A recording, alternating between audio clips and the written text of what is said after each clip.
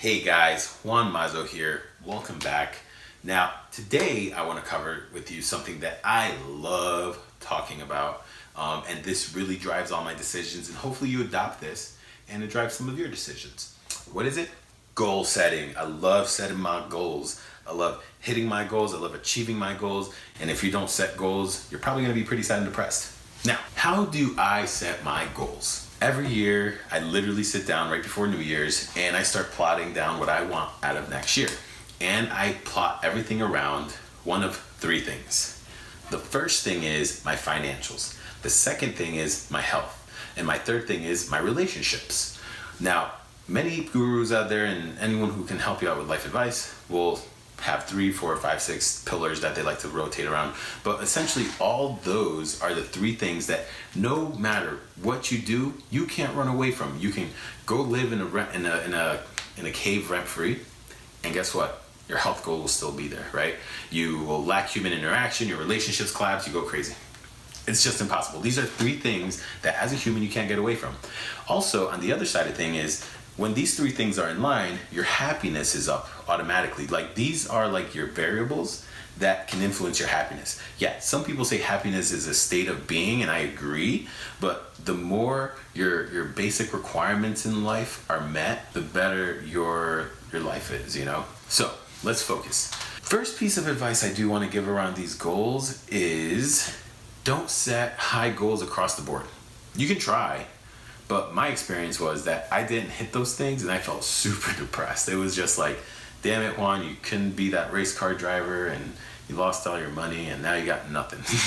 So that was kind of like the thing that happened the first year with me. And next year I decided to get more realistic. What I realized was that I can't set maxed out goals for 3 pillars, but what I could do is I can either do 2 pillars at half staff or 1 full maxed out stat in one of the pillars. And I'm borrowing this concept from, like, you know, my fellow gamers would know, MMO worlds, where you can grind out a stat and get, you know, achieving levels and levels and levels. Now, financial stat, right? So what I did my first year is I decided to drop everything.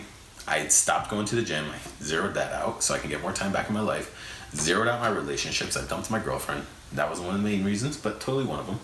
And I doubled up on my financials. And what I did with my financials was I tried to be the best I could in my career. I was like, all right, I'm a manager now.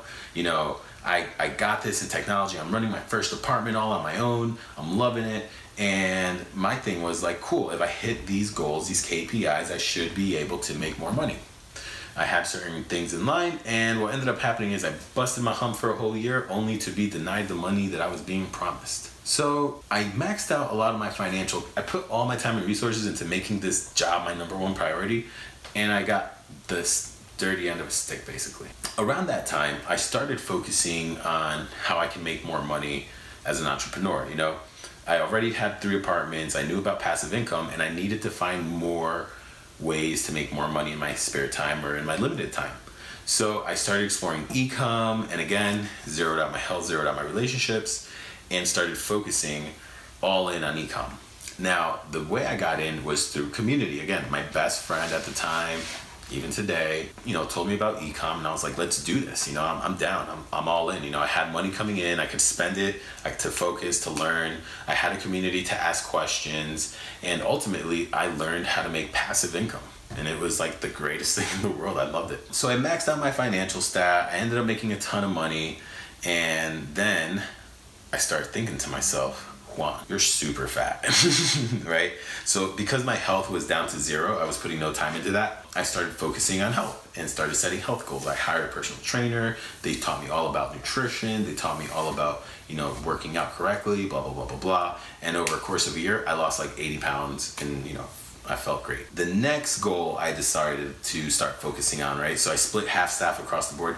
The thing I started doing next was relationships. The thing was, I knew that if my health wasn't in line, my relationships would never fall in line, right?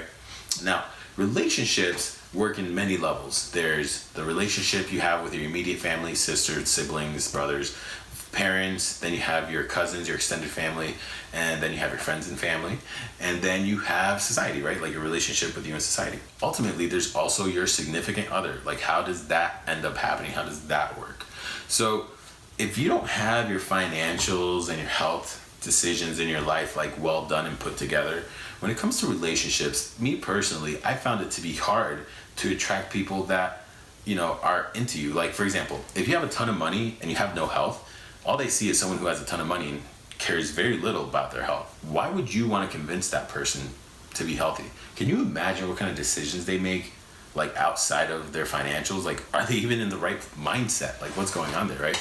But if you level out your financials and your health, and they can see that you're a really healthy person, you have good relationships with your immediate family, with your cousins, with your family, like they see all these things, then all of a sudden your ability to attract a significant other really just increases, because you've made some good decisions. You've been tracking on your goals, and ultimately it's what people look for. You look for people who are healthy mentally, physically, that make good decisions, that, have goals, that have dreams. Because don't get me wrong, you could have no goals and no dreams and still find someone that cares about you deeply. But, other people, they have certain expectations and they want certain things out of life, and you can just set your goals up to be this way. You'll find happiness, Like, I think happiness is a state of mind. But at the same time, it's really hard to be happy if you're broke and unhealthy and like living in the dark all the time and just overall not with people. We're humans. We're social animals. You need interaction. You need to be worried about your health. You need to be worried about your finances, because at the end of the day, if you don't have these three things, you're gonna have a bad time on this planet. That's all I have for today. I hope this video was super useful.